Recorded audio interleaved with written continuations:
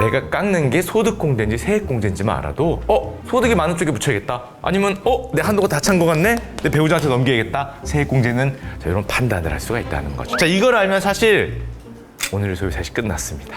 수고하셨습니다. 첫사랑 이야기 해주세요. 무슨 소리예요? 한번 봐볼까요?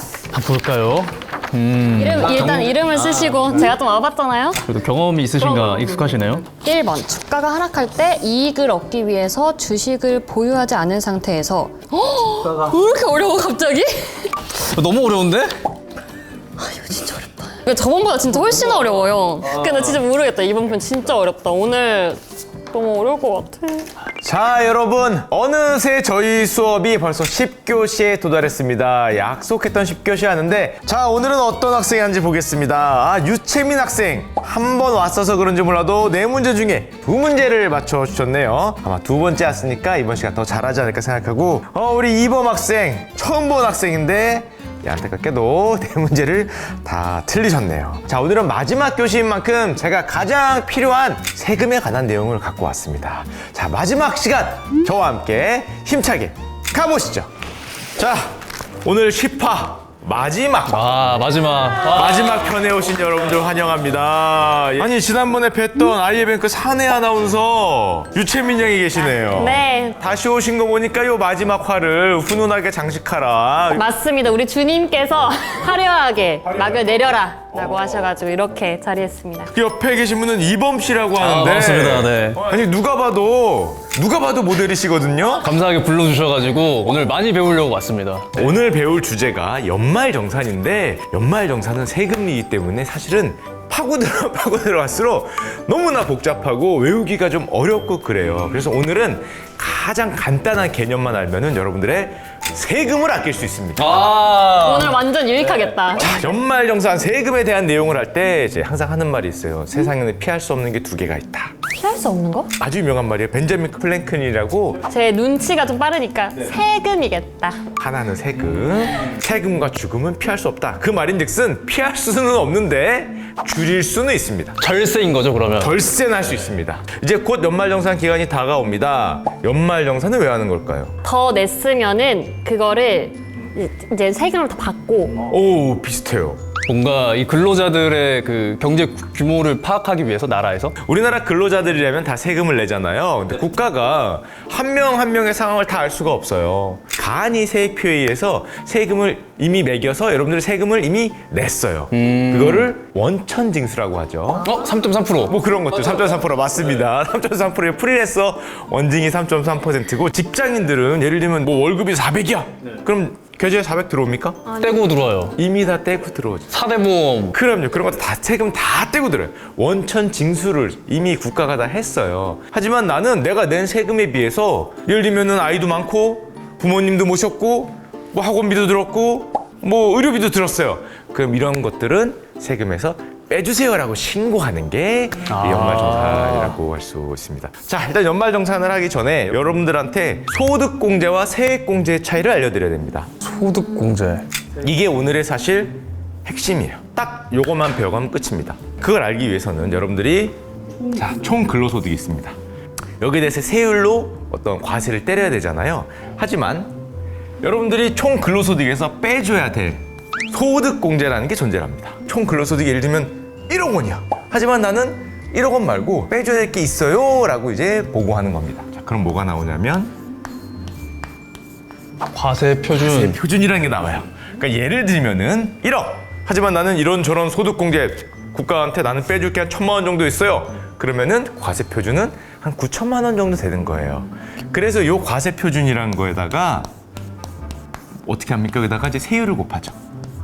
소득에 따른 세율이. 어디에 따른 세율이 있죠. 10억 원 이상이면은 45%였나?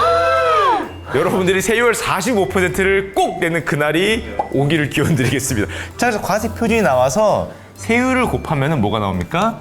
우리가 흔히 얘기하는 세금이 나옵니다. 내 세금이죠. 자, 그럼 이걸 내면 되냐? 이게 최종 세금이냐? 한 번 더 빼줘요. 또요? 또? 여기서 빼는 게 세액공제예요. 자, 그렇게 되면 마지막으로 최종적으로 최종 세금이 됩니다. 이 구조만 눈에 익히면은 사실은 오늘 공부가 끝났어요. 근로소득에서 어떤 소득공제를 빼달라고 요청을 하고요. 그럼 그게 과세 표준이 돼서 내가 얼마 번 돈이 되기 때문에 거기에 맞춘 세율에 따라 세금이 나옵니다. 하지만 이 세금은 그냥 되는 게 아니라 또 세액공제라는 걸 한 번 더 빼주는 게 있어요. 그러니까 우리는 빼주는 게 두 개잖아요. 이 두 개를 신고해야 되는 겁니다. 그래서 저 이 두 개를 신고하는 걸 뭐라 그런다? 연말정산. 연말정산이라고 한다는 겁니다. 연말정산을 꼼꼼히 하면은 빼지는 게 많아지는 겁니다. 자, 그러면 소득공제가 유리하냐? 세액공제가 유리하냐? 소득공제가 유리한 사람들은 누굴까요? 소득이 많은 사람이 유리할까요? 적은 사람. 많은 사람. 많을수록 많이 해주죠. 소득공제를 똑같이 1,000만 원을 해줬다 그래도 예를 들면 가장 낮은 세율은 6%거든요. 세율이 낮은 사람은 1,000만 원 중에 6%니까 60만 원 깎아주네요. 45%는 1,000만 원 중에 45%니까 450 깎아줍니다. 그러니까 소득이 높은 사람이면 높은 사람일수록 소득공제를 잘 챙겨야겠죠. 내 배우자가 나보다 소득이 높아. 그럼 소득공제를 어느 쪽에서 빼야 될까요? 높은 사람 쪽. 남편. 소득이 높은 사람한테 빼야 되는 게 소득공제입니다. 이것만 알아도 사실 끝났어요. 거의 대부분의 여러분들 연말정산할 때 질문이 바로 이겁니다. 하지만 그렇지 않은 것도 있어요. 세액공제는 둘의 소득과는 관계가 없습니다. 결정 세금에서 빼준 거예요. 이 세액공제는 누구한테 빼는 게 유리하냐? 요건 반대로 낮은 쪽. 낮은? 일반적으로는 그럴 수 있어요. 왜냐하면 보통 저 세액공제는 조건마다 다른데 내 소득의 10% 이상을 썼을 때 빼줍니다. 이런 게 많아요. 예를 들면은 내 소득이 좀 낮은 사람은 10% 허들이 좀 낮겠죠.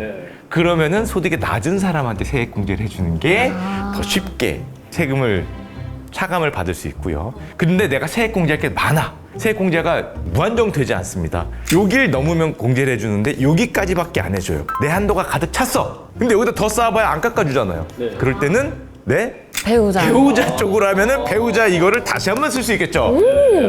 진짜. 이런 게 절세인 겁니다. 결혼을 해야겠네. 배우자를 하면은 2번 깎아줄 수 있습니다. 2번. 근데 이게 참 계산을 좀 잘 해야겠네요, 그러면은. 내가 깎는 게 소득공제인지 세액공제인지만 알아도 소득이 많은 쪽에 붙여야겠다. 아니면 내 한도가 다 찬 것 같네? 내 배우자한테 넘겨야겠다. 세액공제는 자, 이런 판단을 할 수가 있다는 거죠. 자, 이걸 알면 사실 오늘의 소유 사실 끝났습니다. 수고하셨습니다. 첫사랑 이야기 해주세요. 무슨 소리예요? 사례 얘기를 해야지. 이제 소득공제는 어떤 게 있냐? 당연히 기본적으로 가구원들에 대한 공제가 들어가. 예를 들면 아이는 한 명에 150만 원이야.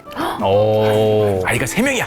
450 깎아줘. 또 부모님이 나이가 많으시거나 이제 그러면 추가적인 공제가 있는데 부양가족은 누구한테 붙이는 게 유리해요? 소득이 높은 사람. 소득이 높은 사람 쪽에 붙이는 게 세율에서 유리하게 됩니다. 자, 그리고 대표적인 우리 소비가 뭡니까? 카드. 신용카드 사용액은 어디에 들어가겠어요? 둘 중에서? 소득공제. 신용카드 사용액은 소득공제가 되는데 내 급여액의 25%를 넘는 부분을 소득공제해줘요. 그럼 많이 써야겠네요. 엄청 많이 썼으니까 다 빼줘요! 라고 하면은 세금 낼 사람 없잖아요. 이렇게 한도가 있어요. 급여 7천만 원 이하가 300만 원. 그거보다 급여가 낮으면 이제 250만 원. 여기까지 소득공제 해줍니다. 여기에 대해서 팁이 되게 많은 게 우리가 신용카드만 있지 않잖아요. 체크카드. 체크카드가 있어요. 어디서 들어보셨을 거예요. 체크카드를 쓰면은 절세가 된다. 그게 왜 그러냐면은 아까 전에 25%를 넘는 부분을 소득공제 해준다 그랬잖아요. 신용카드는 쓴 거를 100% 세금에서 빼주는 게 아니라 15% 빼줍니다. 내가 신용카드를 예를 들면 100만 원을 썼어. 그럼 15만 원 초과분에 대해서 그거 해주는 건데 체크카드나 현금 영수증은 이게 30%로 올라갑니다. 물론 한도 내에서요. 물론 한도 내에서. 요 넘는 부분에 대해서는 체크카드를 쓰면 조금이라도 더 소득공제가 많이 되겠죠. 그러면 신용카드는 보통 혜택 같은 게 있잖아요. 맞습니다. 그런 거를 고려했을 때 본인에게 맞는 걸 찾아야 되는 건가요? 이거까진 정말 팁 중에 팁인데 25%까지는 신용카드로 채웁니다.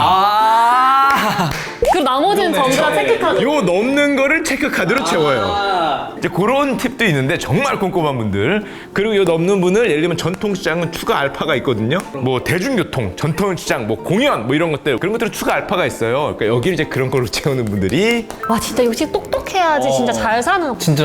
아니면 아예 월에 뭐 70만 원은 신용카드, 몇만 원은 체크카드. 와.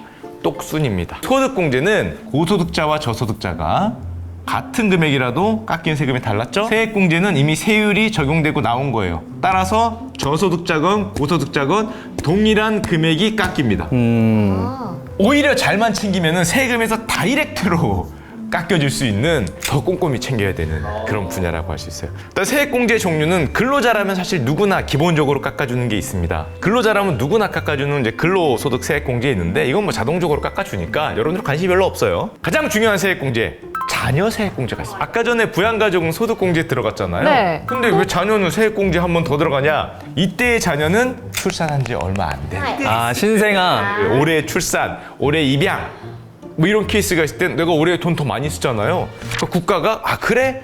그러면 세액공제도 그거 해줄게. 첫째는 25만 원, 둘째는 30만 원, 셋째는 40만 원. 자 그리고 여러분들이 이제 은행이나 막 증권사 이런 데 가다 보면은 IRP 계좌 세액공제. 맞아요. 뭐 세금을 깎아주는 것 같은데 이거 뭘 깎아주는 거야? 그게 바로 세액공제. 아. 여기 잘 보면은 세액공제라고 써 있어요. 예를 들면은 퇴직연금 IRP 세액공제 한도가 지금 원래 700이었는데 900만 원까지 늘었습니다. 900을 다 깎아주는 거냐? 아니에요. 그 계좌에 들어간 900만 원을 대상으로 급여마다 다른데 소득이 5,500만 원 이하라면은 여기서 16.5% 해서 148만 5천 원. 900 근처에까지 내가 아까 얘기했던 뭐 퇴직연금, IRP, 연금저축을 채우면은 100만 원 이상의 세금이 깎일 수 있다. 또 중요한 세액공제가 하나 있습니다. 또 있죠. 그쵸? 교육비도 세액공제 됩니다. 본인 교육비는 15% 세액공제 받고요. 아이들 초중고생 연 300만 원 한도 세액공제 됩니다. 그리고 대학생은 대학 학비가 높잖아요. 연 900만 원 한도 세액공제 됩니다. 그리고 여기서도 좀 팁이 있어요. 오늘 꿀팁이 엄청 많이 나오는데요? 고향사랑 기부금이라는 게 있어요. 요거는 10만 원까지 100% 세액공제예요. 100%입니다. 이게 무슨 소리입니까? 다 돌려준다! 내 고향에 고향사랑 기부를 하시라는 뜻입니다. 심지어 내가 10만 원 정도 고향사랑 기부하잖아요. 그럼 고향 특산물 줘요. 감의 고향은 감 주고요. 벌꿀 주는 데도 있고요. 고향사랑 기부제도 활용하시면은 물론 지금 내고 나중에 받는 거지만 돌려받는 거잖아요. 기분에 기부대로 할 수 있고 세액공제로 돌려받을 수 있습니다. 일석이조네. 자, 이 정도까지만 해도 여러분들이 기본을 했습니다. 그리고 아마 많은 걸 까먹으실 거예요. 하지만 이거 기억하시면 돼요. 소득공제라는 게 있고 세액공제라는 게 있다. 아까 말씀드렸듯이 세율이 높았을 땐 소득공제, 세금에서 빼주는 세액공제는 누구나 공평하게 빼주는 거니까 내가 잘 찾아야 된다. 교육비, 아까 제가 얘기 드렸던 뭐 신용카드 사용에 병원비, 뭐 월세, 기부금, 영수증 꼭 생기지. 그러면 나중에 다 빼드린다는 거고요. 매년 1월 15일 되면 국세청에서 연말정산 간소화 서비스라고 열리죠. 다 올리고 세금이 딱 나왔어. 근데 나중에 생각하니까 안 넣었어. 이거 나중에 경정 청구라고 5년 이내에 나 세금 더 냈어요 라고 나 이런 게 있어요 라고 청구할 수 있습니다. 5년이에요 5년. 깜빡하셨더라도 영수증 버리지 마시고 나중에 다시 신청하시면은 그 세금 돌려받을 수 있습니다. 자, 이것도 팁이니까 포기하지 마시고 끝까지 보관하시고요. 소득공제도 있고 세액공제도 있지만 한도도 있고, 예를 들면 뭐 900만 원 한도로 깎아드려요. 내 세금이 900 깎이는 게 아니고 공제율이라는 게 곱해지죠. 네. 그 말인즉슨 아무리 많이 내가 세금을 아끼려고 소비를 해봐야 이거보다 커지진 않아요. 곱하기 몇 퍼센트가 들어갑니다. 최고의 절세는 뭐다? 아끼는 거. 아끼는 거예요. 아무리 넘겨도 안 쓰는 거보다 아, 그쵸. 맞아요. 안 쓰는 거보다 절세는 안 됩니다. 내가 소비를 했다면은 영수증 잘 챙겨서 소득공제인지 세액공제인지 내 이름으로 붙일 건지 우리 자기 이름으로 붙일 건지 요거만 잘하면은 최고의 절세를 할 수 있겠죠. 이게 올 1월 15일 곧 다가올 연말정산의 팁이었습니다. 자, 어떻게 오늘 수업 잘 들으셨습니까? 너무 잘 들었습니다. 다가오는 연말정산에 여러분들의 절세 전략이 빛을 발하기를 한번 기대해 보겠습니다. 자, 질문 1번. 소득이 더 많은 사람은 소득공제와 세액공제 중에서 어떤 공제를 해야 될까요? 하나, 둘, 셋! 짜잔! 소득공제. 소득공제죠. 이제 너무 쉽죠? 자기의 급여 수준에 따라서 세율이 다를 수 있는 소득공제고요. 두 번째 문제도 너무 쉽게 갈게요. 신용카드 사용액은 소득공제 대상이었을까요? 세액공제 대상이었을까요? 하나, 둘, 셋! 소득공제. 소득공제죠. 야, 이제는 뭐 거의 하산의 경지군요. 하산의 경지. 자, 이건 난이도를 하나 올려서 별 2개짜리로 가겠습니다. 아이 3명을 낳으면 세액공제를 제가 얼마 받는다고 얘기했죠? 하나, 둘, 셋! 95만 원. 오, 나도 95만 원! 오늘 학생들의 집중도가 너무 대단한데요. 95만 원 정답입니다. 야, 두 분 다 3명을 낳으라는 뜻으로입니다. 두 분 다 너무나 훌륭한 학생으로 문제를 끝까지 맞췄기 때문에 마지막 10화 공동 우승으로 가겠습니다. 자, 그대는 떡상이고요. 위 학생은 IM뱅크와 함께하는 머니가 머니 연말 정산편에서 중공만 마인드로 타입오범이 되고 경제상식 퀴즈에서 괜찮은 성적을 내었기에 이 상장을 주며 칭찬합니다. 자, 부자 되세요. 감사합니다. 게스트분들 연말 영상 강의 어떠셨어요? 너무 재밌었습니다. 이거 공부 제대로 하면 내 배우자한테 내가 이렇게 똑 부러진 사람이다라고 보여줄 수 있을 것 같아요. 채민 양은 어떠셨어요? 네, 저는 항상 간소화 서비스로만 했어가지고 그냥 뭐 하라는 대로 그냥 네 하면서 했는데 이제는 오늘 이렇게 수업을 들으니까 내년에 있을 연말 정산은 조금 더 현명하게 하지 않을까 싶지만 그래도 가장 큰 것은 우리 절약. 절약. 마지막 주제 절약. 여러분 절약합시다. 포인트가 중요한 게 아닙니다.